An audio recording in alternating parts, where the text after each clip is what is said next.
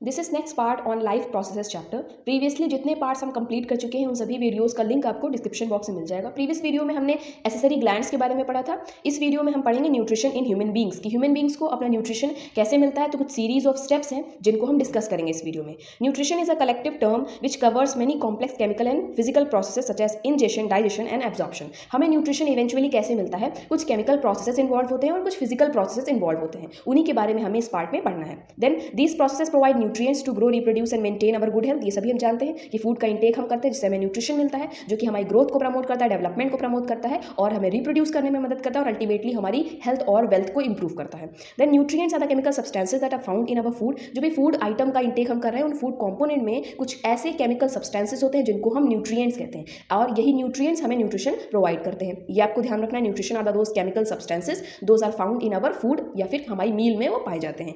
If we eat meal, nutrients are released from meal food through digestion. Means जो specific function है digestion का, ये digestion क्यों होता है? बिकॉज जो फूड आइटम हम खा रहे हैं वो कॉम्प्लेक्स फॉर्म में है और ये कॉम्प्लेक्स फॉर्म डायरेक्टली हमारे इंटेस्टिनल सेल के थ्रू ब्लड में एब्जॉर्ब नहीं किया जा सकता और हमें न्यूट्रिशन डायरेक्टली नहीं मिल पाएगी। तो ये जो कॉम्प्लेक्स फॉर्म में फूड है ये जरूरी है कि इसको स्मॉलर पार्ट्स में तोड़ा जाए। जब ये छोटे छोटे फ्रैगमेंट्स में टूट जाएगा, इसका डाइजेशन हो जाएगा तो ये इजीली एब्जॉर्ब किया जा सकता है। इसी वजह से डाइजेशन होता है। हमारे मील्स में जो भी न्यूट्रिएंट्स होते हैं वो डाइजेशन होने के बाद, उनके छोटे छोटे फ्रैगमेंट्स होने के बाद, डाइजेशन होने के बाद एब्जॉर्प्शन के थ्रू, एसिमिलेशन के थ्रू ये सभी न्यूट्रिएंट्स हमारे ब्लड में आ जाते हैं। तो ये आपको ध्यान रखना है। फिर absorb by the intestinal cell via blood. ठीक है, ब्लड के थ्रू एब्जॉर्ब हो जाते हैं जितने भी न्यूट्रिएंट्स होते हैं। अब हम सेवरल स्टेप्स को सीरीज वाइज से पढ़ेंगे। पहला है इंजेशन। इंजेशन को सिंपली हम कह सकते हैं इनटेक ऑफ फूड। ठीक है, इंजेशन को हम सिंपली क्या कह सकते हैं? Intake of food. ये क्या होता है? एक इनिशियल स्टेप है पूरे न्यूट्रिशन को स्टार्ट करने के लिए। न्यूट्रिशन के इनिशियल स्टेप में की अगर बात करें तो इंजेशन हमारा फर्स्ट स्टेप है, जो कि है food enters into the mouth. इसे सिंपली आप कह सकते हैं food enters into the mouth या इंजेशन या intake of food. Then the amount of food that a person ingest is determined by the internal desire for food called hunger. और कितने amount में फूड का इंटेक किया जा रहा है या इंजेशन किया जा रहा है ये डिपेंड करता है कि पर्सन की इंटरनल डिजायर कितनी है फूड को लेके, और इंटरनल डिजायर फॉर फूड को ही हम कहते हैं हंगर। कि किसी पर्सन की कितनी हंगर है डिपेंड करता है कितने अमाउंट में फूड का इंजेशन होगा। फिर after ingestion mastication and chewing is so important for digestion of the food. मैंने बताया डाइजेशन के लिए या न्यूट्रिशन के लिए फूड का ब्रेकडाउन होना बहुत ज़्यादा इंपॉर्टेंट है। और ब्रेकडाउन कहाँ होगा? बगल कैविटी में होगा, जिसको हम मैस्टिकेशन या च्यूइंग प्रोसेस कहते हैं। तो मैस्टिकेशन और च्यूइंग प्रोसेस बहुत ही ज़्यादा क्रूशियल स्टेप है बिकॉज इसी की मदद से हमारा जो फूड आइटम है वो स्मॉलर पीसेस में तोड़ा जाता है। Then during the chewing of food salivary gland secrete saliva. Saliva secrete होता है हमारी बकल कैविटी में। बकल कैविटी में 3 पेयर में सलाइवरी ग्लैंड्स प्रेजेंट होती हैं जो सलाइवा का सिक्रीशन करती हैं। पहली पैरोटिड ग्लैंड होती है, फिर सब मैक्सिलरी और सबलिंगुअल ग्लैंड होती है। ये तीनों ही 3 पेयर्स में होती हैं बकल कैविटी में और सलाइवा का सिक्रीशन करती हैं। सलाइवा में 2 तरह की एंजाइम्स भी पाई जाती हैं। एक टाइलिन एंजाइम होती है जिसको हम सलाइवरी एमाइलेज कहते हैं और एक लाइसोजाइम एंजाइम होती है। ये सभी चीज़ें अभी आगे फर्दर हम डिटेल में डिस्कस करेंगे। मैंने थोड़ा सा ओवरव्यू बता दिया है यहाँ पर। ठीक है, तो 2 तरह की एंजाइम सलाइवा में पाई जाती है, आपको ध्यान रखना। सलाइवा के कॉम्पोजिशन की बात करें तो यहाँ पे वाटर मैक्सिमम होता है, 95% वाटर पाया जाता है और इनऑर्गेनिक और ऑर्गेनिक सॉल्यूट्स भी इसमें मिक्स होते हैं। तो सलाइवा मदद करता है हमारे फूड के ब्रेकडाउन में। और जो सलाइवा है जब फूड उसके साथ मिक्स हो जाता है तो उसको हम बोलस कहते हैं। ये भी मैं प्रीवियस पार्ट में बता चुकी हूँ कि जो भी फूड आइटम का इंटेक हम कर रहे हैं जब वो सलाइवा के साथ मिक्स हो जाता है तो उसको एक साइंटिफिक टर्म दिया गया है हमारी बुक में जिसको हम कहते हैं बोलस। तो ये आपको ध्यान रखना है। ठीक है, बोलस वर्ड ये हो गया। फिर देख लेते हैं आगे डाइजेशन के बारे में। डाइजेशन क्या है? एक प्रोसेस है, सीरीज ऑफ इवेंट्स है, कोई एक पर्टिकुलर स्टेप नहीं है। यहाँ पे बहुत ही सारे इवेंट की सीरीज होती है, वो हमें सीरीज समझनी पड़ेगी क्योंकि कुछ डाइजेशन का पार्ट स्टमक में होगा, फिर स्मॉल इंटेस्टाइन में होगा, कुछ लार्ज इंटेस्टाइन में होगा। तो ये पूरा सीरीज ऑफ इवेंट्स होता है। पहले हम स्टमक से स्टार्ट करते हैं। स्टमक में डाइजेशन होता है तो स्टमक की वॉल में गैस्ट्रिक ग्लैंड्स प्रेजेंट होते हैं और यही गैस्ट्रिक ग्लैंड गैस्ट्रिक जूस का सिक्रीशन करते हैं। गैस्ट्रिक जूस में कौन कौन सी चीज़ें होती हैं ये देख लेते हैं। पहला होता है HCl, हाइड्रोक्लोरिक एसिड। यही हाइड्रोक्लोरिक एसिड ही रिस्पॉन्सिबल होता है कि हमारा जो गैस्ट्रिक जूस है इसका एसिडिक मीडियम होता है। ठीक है, इसका pH काफ़ी कम होता है, ये एसिडिक मीडियम का होता है क्योंकि इसमें HCl प्रेजेंट होता है। सेकंड है इसमें पेप्टिक एंजाइम रिलीज होती है और म्यूकस। ये 3 चीज़ें गैस्ट्रिक जूस में प्रेजेंट होती हैं, गैस्ट्रिक ग्लैंड द्वारा सिक्रीट की जाती हैं। आपको ये ध्यान रखना है। जो HCl है ये हमारे स्टमक में जो कंटेंट है फूड का कंटेंट इसको एसिडिक बनाता है और ये जो एसिडिक मीडियम है ये हमारी स्टमक की वॉल को खराब ना कर दे, डैमेज ना कर दे, इसलिए म्यूकस भी सिक्रीट होता है। म्यूकस एक थिक लेयर होती है, फैटी थिक लेयर होती है जो कि हमारी स्टमक की वॉल को प्रोटेक्ट करके रखती है एसिडिक मीडियम ऑफ HCl। ये आपको ध्यान रखना है। पेप्टिक एंजाइम तो आगे प्रोटीन का डाइजेशन कराएगी तो पेप्टिक एंजाइम भी रिलीज होती है। 3 चीज़ें आपको ध्यान में रखनी है। फिर यहाँ देख लेते हैं when food is chewed in mouth it is mixed with saliva.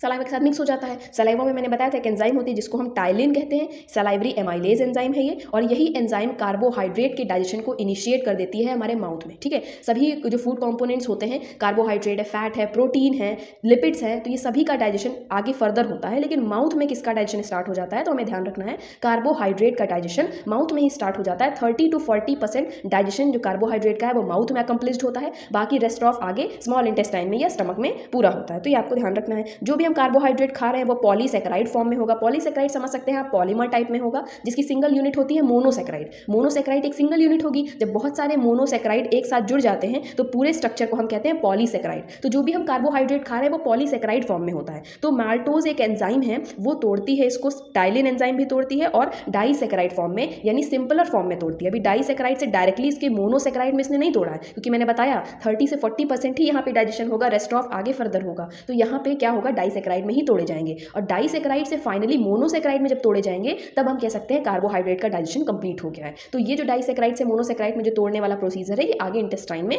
Complete होता है। ये आपको ध्यान रखना है कि माउथ में ही कार्बोहाइड्रेट का डाइजेशन जो है वो इनिशिएट हो जाता है, 30 to 40% होता है, ठीक है। रेस्ट ऑफ आगे इंटेस्टाइन में होगा। इतनी चीजें थी जो हमें ध्यान रखनी है। Gastric gland secrete large amount of hydrochloric acid, जिसका पीएच होता है 0.8, लेकिन जैसे ही वो स्टमक के कंटेंट के साथ मिक्स होता है, मतलब गैस्ट्रिक ग्लैंड्स जो हैं हमारे स्टमक की वॉल में, वो जो HCl सिक्रीट कर रही है उसका पीएच तो बहुत ही ज़्यादा एसिडिक होता है, 0.8 होता है। लेकिन जैसे ही वो हमारा जो फूड आइटम है, जो कंटेंट है हमारे स्टमक में, उसके साथ ये HCl मिक्स होता है तो इसका जो पीएच है वो बढ़ जाता है, 2 से 3 हो जाता है। तो 2 से 3 भी एसिडिक मीडियम का ही पीएच है, क्योंकि 7 तक न्यूट्रल होता है, 7 के आगे बेसिक नेचर होता है, 7 के पीछे जो है वो एसिडिक नेचर होता है। तो 2 से 3 की हम बात करें तो ये एसिडिक नेचर है, ठीक है, आपको ध्यान रखना है।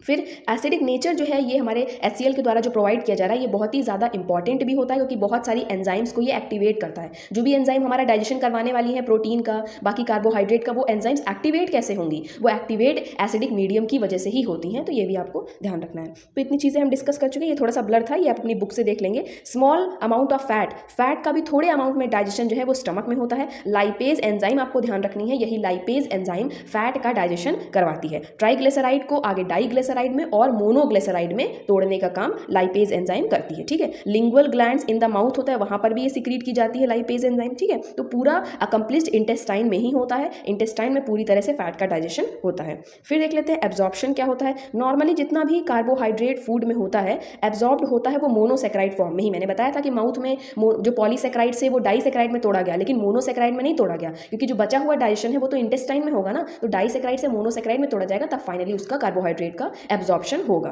Then all the monosaccharides are absorb by active transport in the intestine, intestine में डाइजेशन होगा, उसके बाद वो एक्टिव ट्रांसपोर्ट में जिसमें एनर्जी हमें सप्लाई करनी पड़ती है, पैसिव ट्रांसपोर्ट जो अपने आप हो जाता है, ठीक है। ये भी थोड़ा सा बता देते हैं आपको। एक्टिव जो पैसिव ट्रांसपोर्ट होता है वो अपने आप होता है, एक्टिव ट्रांसपोर्ट में एनर्जी प्रोवाइड करनी पड़ती है। तो एक्टिव ट्रांसपोर्ट के माध्यम से कार्बोहाइड्रेट जो कि अब मोनोसेकेराइड फॉर्म में है, इतना ज़्यादा सिंपलर फॉर्म में है, इतना सिंपल फॉर्म में तोड़ा जा चुका है, तो फाइनली एब्जॉर्ब किया जाता है इंटेस्टिनल सेल्स के थ्रू, ठीक है। फिर प्रोटीन्स की बात करें तो ये डाइपेप्टाइड फॉर्म में, ट्राइपेप्टाइड फॉर्म में और फ्री एमाइनो एसिड फॉर्म में एब्जॉर्ब किए जाते हैं। Absorption of dipeptide and tripeptide is achieve by active transport, ये भी एक्टिव ट्रांसपोर्ट के थ्रू। सोडियम को ट्रांसपोर्ट मैकेनिज्म होता है, ये हाई लेवल में, इसमें आपको डिटेल में नहीं जाना, लेकिन बस इतना याद रखना है कि एक्टिव ट्रांसपोर्ट के माध्यम से ये सभी चीजें एब्जॉर्ब की जाती हैं। एसिमिलेशन क्या होता है, assimilation is the formation of complex substances molecule from the simpler molecules after absorption. मतलब अब हमारा एब्जॉर्प्शन हो चुका है, फाइनली हमने फूड का इंटेक किया, इंजेक्शन हुआ, फिर उसका डाइजेशन हुआ, स्मॉलर पार्ट में तोड़ा गया, ठीक है। डाइजेशन होने के बाद एब्जॉर्प्शन हुआ, हमारे ब्लड स्ट्रीम में वो एब्जॉर्ब हो गया। एब्जॉर्प्शन होने के बाद अब एसिमिलेशन क्या चीज़ है,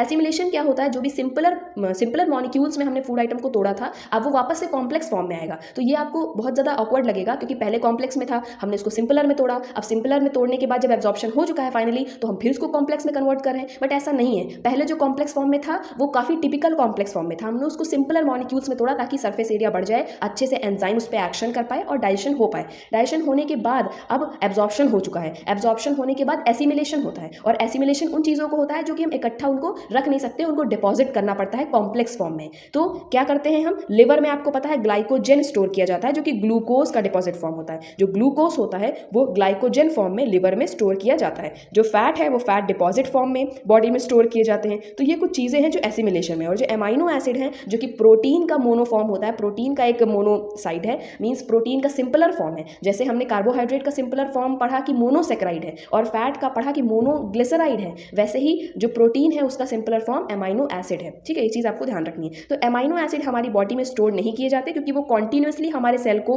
प्रोटीन का सिंथेसिस कराना रहता है, तो कॉन्टिन्यूसली अमाइनो एसिड यूज होते चले जाते हैं, वो उनका एसिमिलेशन नहीं होता है। एसिमिलेशन क्या होगा, ग्लूकोज स्टोर किया जाएगा लिवर में ग्लाइकोजन फॉर्म में और फैट जो है फैट डिपॉजिट में जो है स्टोर किए जाते हैं, ये एसिमिलेशन हो जाएगा। फिर ईजेशन है, अनवांटेड जितना भी फूड है, जितना भी हमने ब्रेक डाउन किया उसमें जितना भी एब्जॉर्प्शन हो सकता था हमने सभी चीज़ें एब्जॉर्ब कर ली, सारा न्यूट्रिएंट एब्जॉर्ब कर लिया। अब जो अनडाइजेस्टेड अनवांटेड वेस्ट चीज़ें बची हैं वो हमारी एलिमिनेट हो जाएगी बॉडी से, जिसको हम डीफिकेशन कहते हैं। आपको यहाँ पे बिल्कुल भी कंफ्यूज नहीं होना, एक्सक्रीशन दूसरी चीज़ है और डीफिकेशन दूसरी चीज़ है। मैं थोड़ा सा डिफरेंस बता देती हूँ। एक्सक्रीशन में क्या होता है, हमारी बॉडी से स्वेट का निकलना भी एक्सक्रीशन है, हमारी बॉडी से हार्मफुल टॉक्सिक मटीरियल का रिलीज होना, यूरिन का पास आउट होना, ये सभी चीज़ें एक्सक्रीशन है। ठीक है, लेकिन सिर्फ फीसीज का पास ऑन होना ये डीफिकेशन है, ये आपको ध्यान रखना है। फिर डीफिकेशन में ये डाइजेस्टेड मटेरियल कौन कौन से इन्वॉल्व होते हैं, कुछ ऐसे मटेरियल होते हैं जैसे कोलेस्ट्रॉल हो गया, बाइल पिगमेंट्स हो गया, जो हमारा लिवर बाइल जूस बनाता है, तो बाइल जूस में बाइल पिगमेंट्स भी होते हैं। बाइल पिगमेंट्स का नाम है बिलीरुबिन और बिलीवर्डिन, ये दो बाइल पिगमेंट्स होते हैं जो लिवर हमारा बनाता है, बाइल जूस में ही प्रेजेंट होते हैं। बिलीवर्डिन और बिलीरुबिन का क्या काम होता है, ये सिर्फ हमारी बॉडी में जो यूरिन होता है उसको कलर देते हैं और जो फीसीज होते हैं उसको कलर देते हैं, येलोविश कलर देते हैं, और यूरिन को भी येलोविश कलर देते हैं। ये हमारे बाइल पिगमेंट्स का काम है और अल्टीमेटली एक साथ मिलकर पूरा बाइल जूस इसका काम करता है, ये हम पढ़ चुके हैं। फैट का डाइजेशन करता है, जो लिवर बाइल जूस सिक्रीट कर रहा है वो फैट का डाइजेशन करता है, ये हम पढ़ चुके हैं। तो उसी में बाइल पिगमेंट्स प्रेजेंट होंगे, वो एक्सक्रीट आउट हो जाते हैं हमारी बॉडी से, वो बिल्कुल भी स्टोर्ड नहीं रहते हैं। ठीक है, तो ये भी हम पढ़ चुके हैं कि एक्सक्रीटरी प्रोडक्ट के फॉर्म में डीफिकेशन प्रोसेस के थ्रू एक्सक्रीट आउट हो जाएंगे। आपको डीफिकेशन में और एक्सक्रीशन में डिफरेंस पता होना चाहिए, क्योंकि एक्सक्रीशन एक ब्रॉड टर्म है, एक्सक्रीशन में काफ़ी चीज़ें आ जाएंगी जो हमारी बॉडी से रिलीज होती हैं। सिर्फ और सिर्फ हम फीसीज की बात नहीं कर सकते कि फीसीज के बॉडी से बाहर निकलने वाली प्रोसेस को हम एक्सक्रीशन कहते हैं, दिस इज नॉट करेक्ट। ठीक है, फीसीज के बॉडी से बाहर रिलीज आउट होते हैं, रिमूवल ऑफ फीसीज, इसको हम डीफिकेशन एक टर्म देते हैं, उसे कहा जाता है। ठीक है, इतना आई होप आपको समझ में आ गया होगा। रेस्पायरेशन के बारे में हम नेक्स्ट पार्ट में कंटिन्यू